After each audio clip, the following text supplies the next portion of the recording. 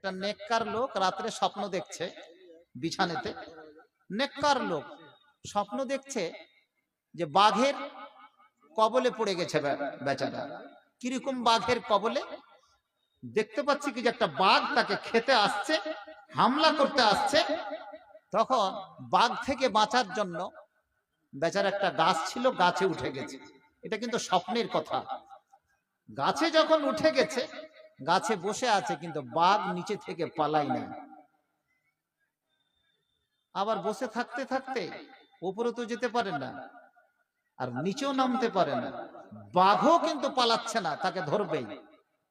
আর একটা বড় বিপদ দেখতে পেল যে একটা কালো ইঁদুর আর একটা সাদা ইঁদুর সঙ্গে সঙ্গে এসে গাছের গোড়াটাকে কাটার কাটার করে কাটতে শুরু করলো। আরো ভয় পেয়ে গেল, তো মহাবিপদ, গাছে তো ছিলামই, কিন্তু যদি গোড়াটা কেটে দেয় এই কালো ইঁদুর আর সাদা ইঁদুর, বড় বড় দুটো ইঁদুর, তাহলে তো গাছটা পড়ে গেলে তো বাঘে খেয়ে নিবে, মহাবিপদ। এরই মধ্যে হঠাৎ রূপে ওপরের দিকে যদি দেখছে একটা মৌমাছির চাক,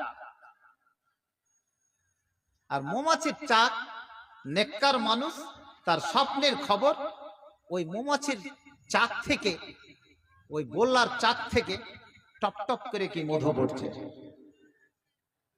এবারে যখন মধু পড়ছে তখন ওই ব্যক্তি, কতগুলো বিপদ, নিচে দুটো ইঁদুর গাছ কাটছে, আর এদিকে বাঘ। মধু খাওয়া কি, মধু খেতে পারবে কি ভয়ে? পারবে? ফ্রি মধু পাচ্ছি তো কেন খাবো না? ফ্রি ফ্রি লক্ষ্মী ভান্ডার পাচ্ছি তো কেন? মাসের শেষে 500-1000 করে ঢুকছে। পুরুষ তুমি কে? ব্যাগটা দাও, স্টাইল বাজার থেকে ঘুরে আসি। মা বোনেরা তো এইভাবে লাত মারছে প্রতিটি পুরুষ। কেন? সমস্ত পুরুষকে আজকে, সমস্ত মেয়েদেরকে বর্তমান গভর্নমেন্ট পথে নামিয়ে দিয়েছে। আহা, এ মেয়েকে ধরবেন কি করে? মেয়েদের কাছে টাকা থাকলে কি যা হয়। আর এ দেশের মেয়েরা তো প্রচুর বিড়ি বাঁধে, তাই না? টাকার তো অভাবই নেই। বক্তারা যখন টাকা পায় না স্টেজে, তখন বলছে মা বোনেরা তোমাদের বিড়ি বাঁধার পয়সাগুলোই দাও। হালাল হারাম তো পরের কথা, কিন্তু স্টেজটাকে তো উন্নতি করতে হবে। ওই বান্দা, নেককার বান্দা, কোনো পথ না পেয়ে মধু যখন পড়ছে তখন মধুতে হাত পাতিয়ে মধু খেতে আরম্ভ করলো। মধু খাচ্ছে, কারণ কি? এতগুলো বিপদ কেন? উদাহরণটা দিলাম। সকাল হলো, ঘুম ভেঙে গেল, মধু খেতে খেতেই ঘুম ভেঙে গেল। সকাল হতে হতে মাওলানা ইমাম সাহেবের কাছে স্বপ্নের তাবির জিজ্ঞেস করতে যাওয়া হলো। ইমাম বুখারী রাহমাতুল্লাহ আলাইহি একটি বাব বেঁধেছেন কিতাবুর রুয়া বুখারীতে। প্রত্যেকটা বিভিন্ন রকম ভাবে মানুষ স্বপ্ন দেখে, তার তাবির করে নেওয়া হয়। একটা কথা বলে দিই, আপনি যদি খারাপ স্বপ্ন দেখেন, ভালো স্বপ্ন দেখেন, স্বপ্ন মানে হচ্ছে একটা গিরা। কোন ভালো মানুষ যে আপনার ভালো চাইবে, মা বোনেরা বেশি স্বপ্ন দেখে আর হিংসুটে মেয়েদেরকে জিজ্ঞেস করে, স্বপ্নের তাবির করে দেয়, যেটা খুলে দিবে ওটাই হয়ে যাবে। খারাপ স্বপ্ন হলে ভালো করে নেওয়ার চেষ্টা করবেন। আর ভালো স্বপ্ন হলে যদি অনেক মানুষ আপনার হিংসা চায়, সমস্ত স্বপ্ন সমস্ত মানুষের সামনে বলতে নেই। ধরে রাখবেন, আল্লাহ রাসূল কতগুলো উসুল শিখিয়ে দিয়েছেন। যে আপনার ভালো চাইবে তার কাছেই জিজ্ঞেস করবেন, স্বপ্নের তাবিরটা করে নেবেন এবং ওটা খুলে যায়, ওটা হয়ে যায়। বলুন আলহামদুলিল্লাহ।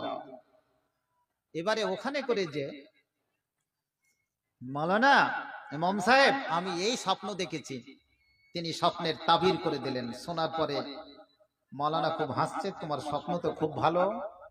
কি? ওই যে তুমি দেখলা দুটা ইঁদুর, একটা সাদা এবং কালো, তোমার গাছের গোড়া কাটছে, তোমার গাছের গোড়া কাটছে। এটা হচ্ছে রাত, কালোটা রাত আর সাদাটা হচ্ছে কি ভাই? দিন। তার মানে ওই যে গাছের গোড়া কাটতে আছে, তোমার হায়াত একদিন দুদিন করে শেষ হতে আছে, জীবনের একটা অংশ কি শেষ হতে আছে। একটা তাবির হয়ে গেল। আর ওই যে বললার চাক থেকে যে মধু পড়ছে, এটা হচ্ছে দুনিয়া। দুনিয়াটা কি? দুনয়া। এই যে দুনিয়া তুমি কি দেখতে পাচ্ছ, এটা দুনিয়ার মোহ।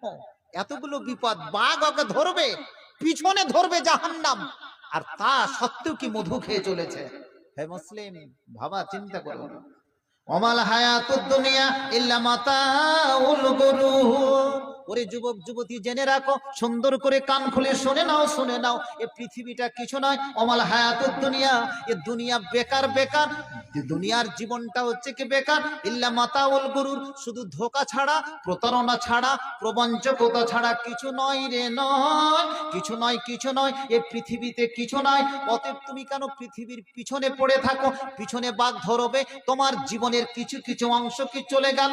এ ভিকানপুরের জালসাতে রাত্রি 1টা পর্যন্ত জালসা শোনার পরে, ওরে তোমার একটা রাত্রি শেষ হয়ে গেল, শেষ হয়ে গেল, জীবনের একটা অংশ শেষ হয়ে গেল।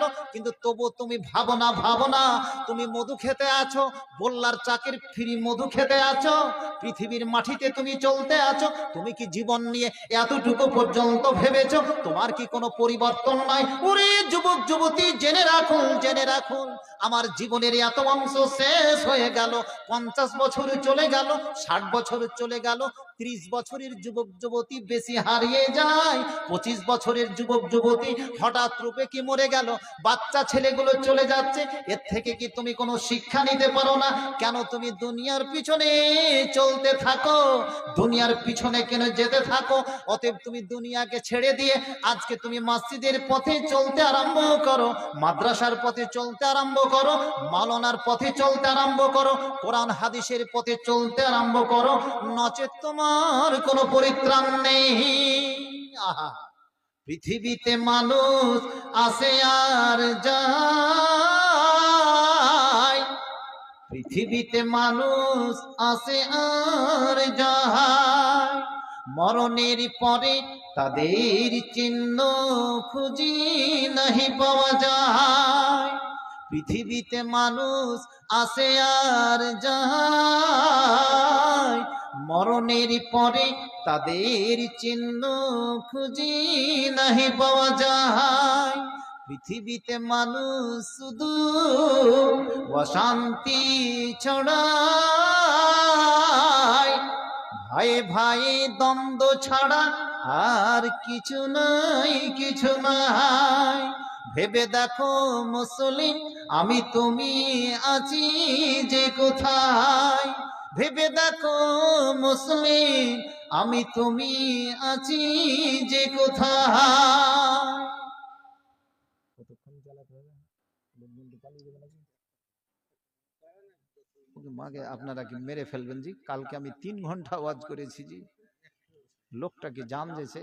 12টা তো বাজলো, আপনারা পালাবেন না জি? শিয়াল আছে এখানে, ধরে দিবে। শিয়াল নেই ভাই, শিয়াল নেই।